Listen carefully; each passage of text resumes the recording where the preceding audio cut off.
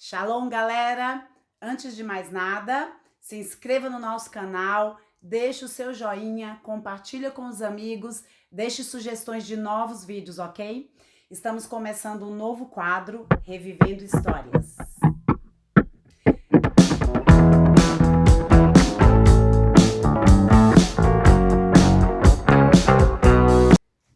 Então, né? A sua vez. Como a gente já havia prometido, pelo menos eu, de contar um pouquinho da nossa história, para que não só El Shammah pudesse ouvi-la novamente, mas quem ainda não nos conhece pudesse saber como que nós nos conhecemos. E nós estamos aqui para isso, para bater um papo, para falar da nossa história de amor. Antes de qualquer coisa, eu quero dizer que eu continuo amando a Eliana da mesma forma, ok? Espero que você, que é casado também, continue amando igual era lá no começo de tudo. E nada melhor, né, do que nessa quarentena, né? Temos bastante tempo para contar histórias legais, reviver histórias legais e que nos dá alegria de ter boas recordações, né? Ao invés de ficar só vendo notícia ruim, vamos falar de coisa boa e vamos ouvir coisas boas que nos faz feliz, ok? Bom, eu creio que tudo é para a glória de Deus. E a nossa história, Deus decidiu nos presentear um com o outro para a glória dele. Para quem não sabe, eu cheguei aqui em São Paulo em 87, morei na casa de parentes e depois de 3 anos e meio aproximadamente, eu decidi morar sozinho. Eu já estava, graças a Deus, estabilizado no emprego, eu já tinha uma condição boa, mesmo com pouco tempo aqui em São Paulo, mas eu já tinha uma condição legal que dava para mim conduzir a minha vida. E aí, a minha história em relação a Eliana começou em meados de 91. Eu cheguei em 87 aqui em São Paulo, em 91 eu fui morar sozinho em um local lá em Diadema, e quando eu cheguei lá em Diadema com a minha mudança, a gente estava... condomínio fechado, como diz? Condomínio fechado. Quando eu cheguei lá, descarregamos o caminhão, colocamos as coisas dentro da casa que eu ia morar, e aí estava muito quente aquele dia. E aí eu decidi pedir um pouco de água. E eu bati na porta dela, que ela era vizinha da casa que eu ia morar. E bati na porta, ela apareceu. E para minha surpresa, quando ela chegou ali na porta para me atender, eu levei um susto. Foi um negócio incrível, porque imagine, em 91, tem quase 30 anos, ela apareceu lá com uma saia que batia quase aqui nos seios, um lenção na cabeça, foi um negócio horroroso, entendeu? Era impossível Quem usava cabelo liso naquela época vai me entender. Eu estava de Nero, de touca, para o cabelo ficar liso. Então, assim, era impossível se apaixonar naquelas condições. Então, a única coisa que eu queria mesmo era um copo de água. E quando ela apareceu, eu olhei para ela assim, e dentro de mim, eu não conhecia Jesus ainda, eu falei, quem é essa Paraíba? Mas veja bem, sem nenhum preconceito, eu sou alagoano, apaixonado por Alagoas, pela minha cidade, mas foi a forma de expressão que bateu dentro de mim. E aí ela me deu a água, eu bebi, fui embora, enfim. E tudo começou para que eu a conhecesse um pouquinho melhor dias depois. Eu trabalhava numa empresa que a gente ganhava chocolate todos os dias. Então, eu não aguentava mais ver chocolate na minha frente. Então, na minha casa, tinha muito chocolate. Todo tipo de chocolate que você possa imaginar. E aí, um dia, eu estava com a caixa de sapato lotada de chocolate.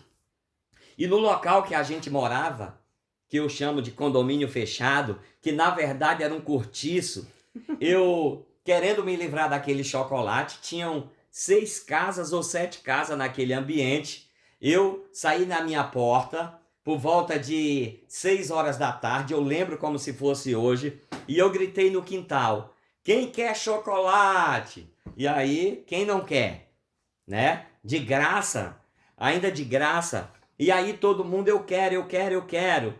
E a Eliana, ela foi uma das que falou que queria também.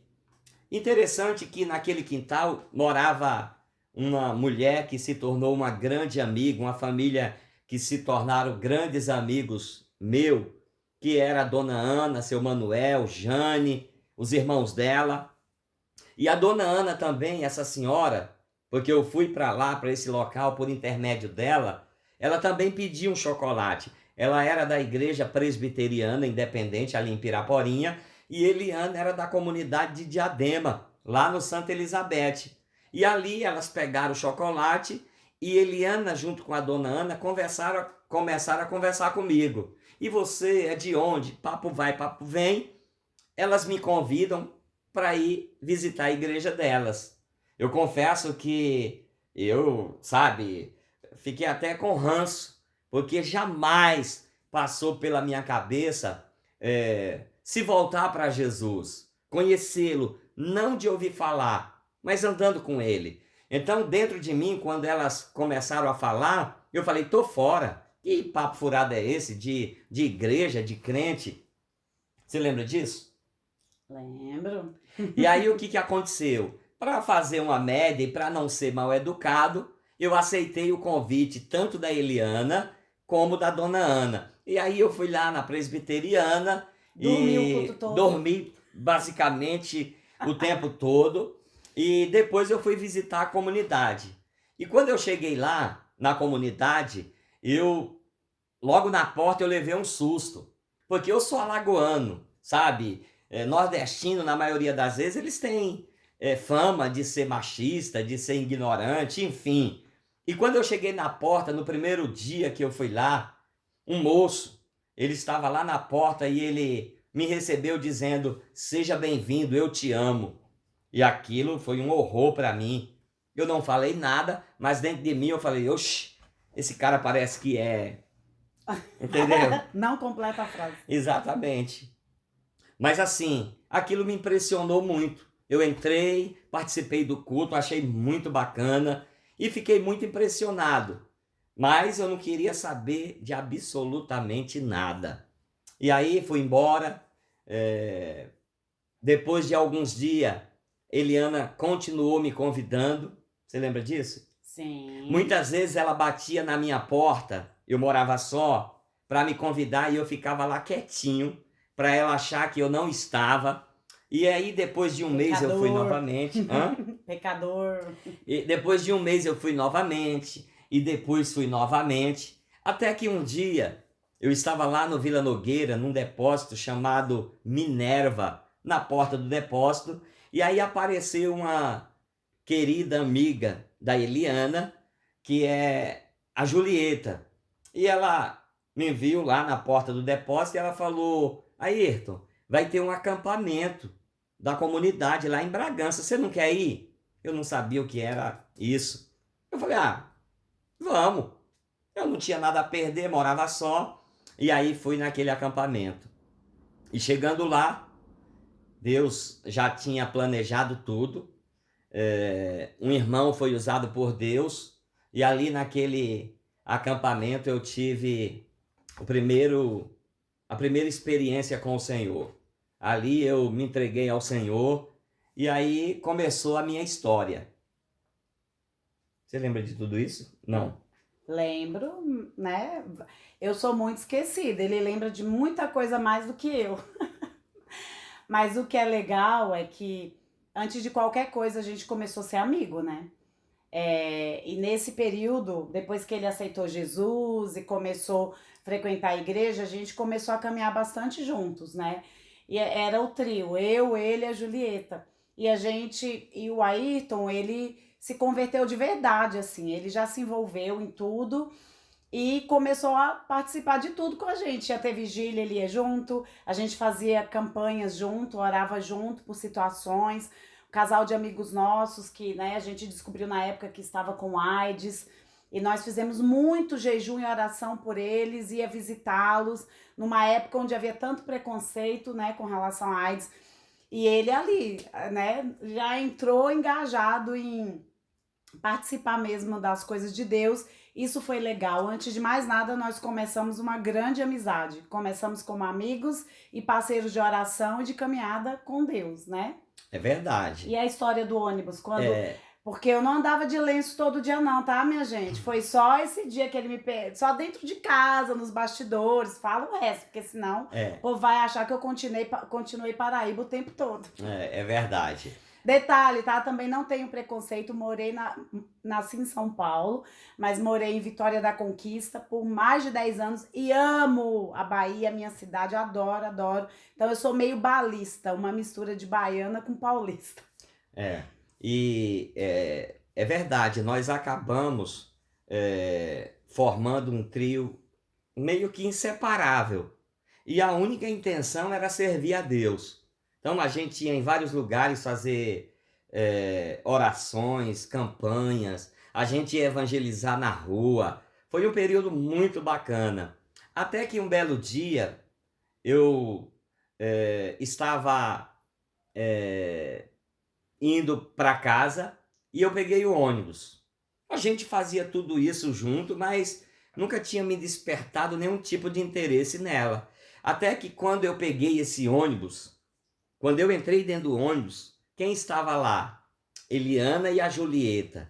E ela tinha se produzido de uma forma incrível. E quando eu entrei, que eu bati os olhos dela, meu coração disparou de uma forma que eu não sei como. Só faltou sair pela boca. E eu falei, caramba, é ela. Aí pronto, ali naquele momento foi paixão, paixonite mesmo. Sabe, comecei a ficar arriado. Só que a gente era muito amigo, então passaram ainda meses, eu não tinha coragem, por causa da nossa amizade, eu não tinha coragem de falar. E aí, mas eu comecei a orar, Senhor, quebranta o coração dela, toca no coração dela, me coloca lá dentro dela. E foi mais ou menos assim. Até que um dia eu estava sufocado, precisava falar para alguém, e como a Julieta era muito nossa amiga, eu me abri com a Julieta. Eu falei, Ju, você não acredita, mas eu tô apaixonado pela Eliana. E ela, sério, vou contar pra ela e tal, aquela coisa toda. E aí, passaram-se uns dias, a Julieta vem falar comigo. Ayrton, conversei com a Eliana e ela me proibiu de orar por isso. Ela não quer em hipótese alguma, não quer nem falar nesse assunto. Pense como eu fiquei, queridos.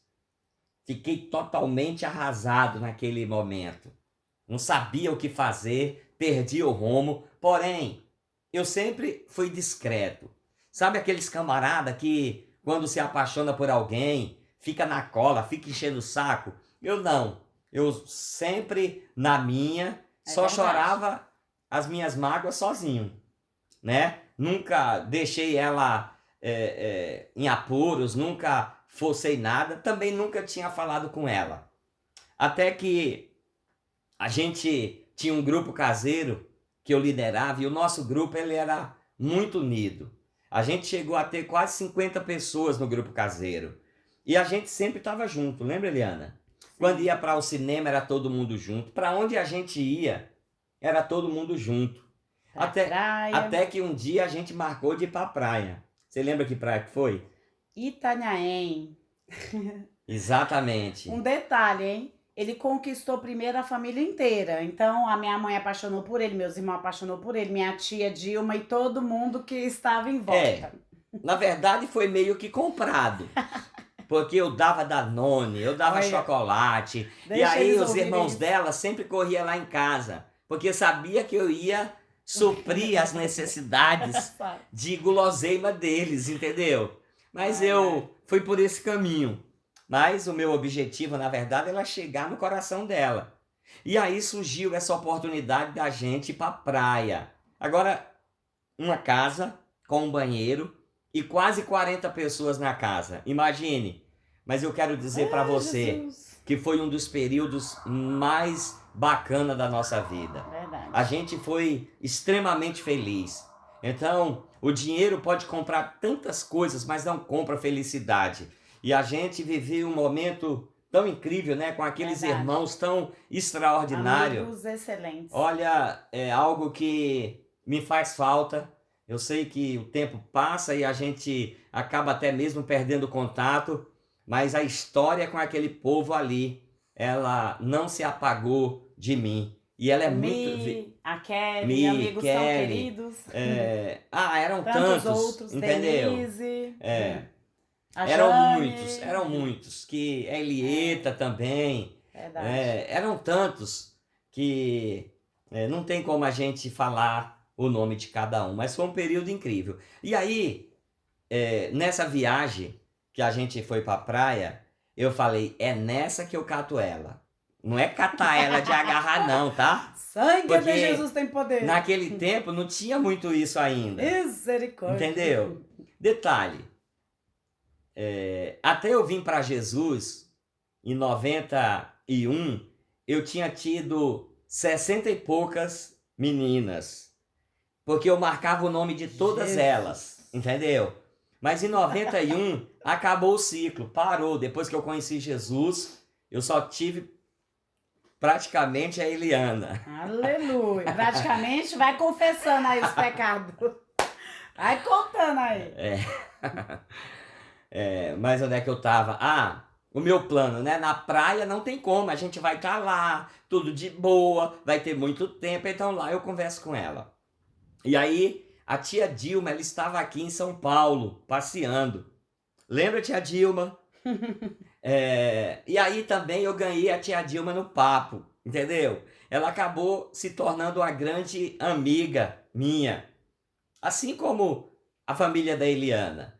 E aí ela já sabia que eu gostava dela, mas eu nunca tinha falado diretamente para Eliana. E nessa viagem, quando a gente entrou no ônibus, aquela multidão de gente, Eliana já correu para sentar com alguém para correr de mim. Então ela corria de mim, você lembra não, né? Lembro. Igual aquele ditado, igual o diabo corre da cruz. É E aí chegamos na praia, todo empolgado. Eu falei, agora eu cato ela, para falar com ela. E ela corria. Era igual um sabão. Só um detalhe, né?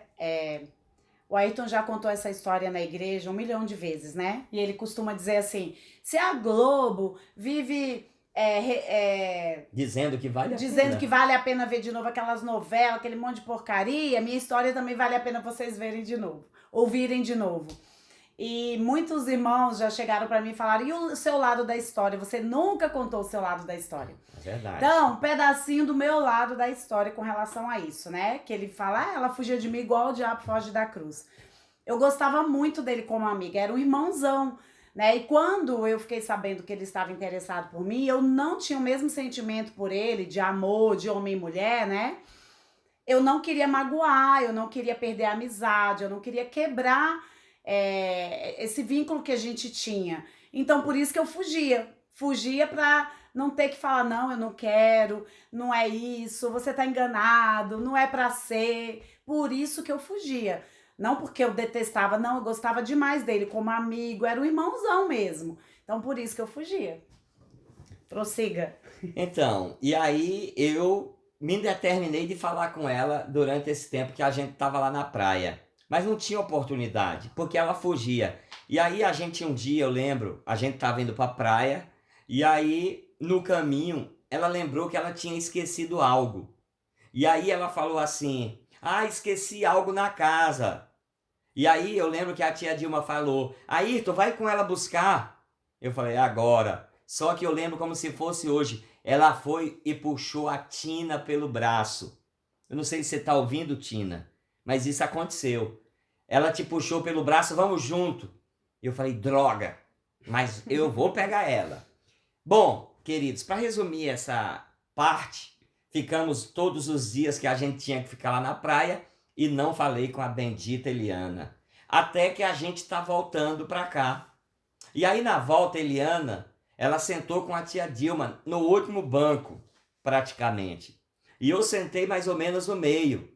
Ela estava com a Dilma justamente para não dar a oportunidade de eu falar com ela.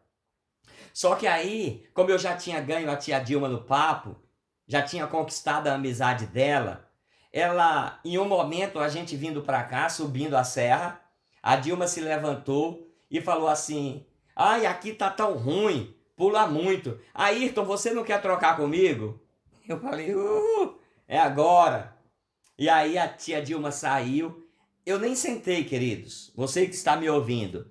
Quando eu cheguei perto do banco, eu falei assim: caramba, você não sabe que eu te amo?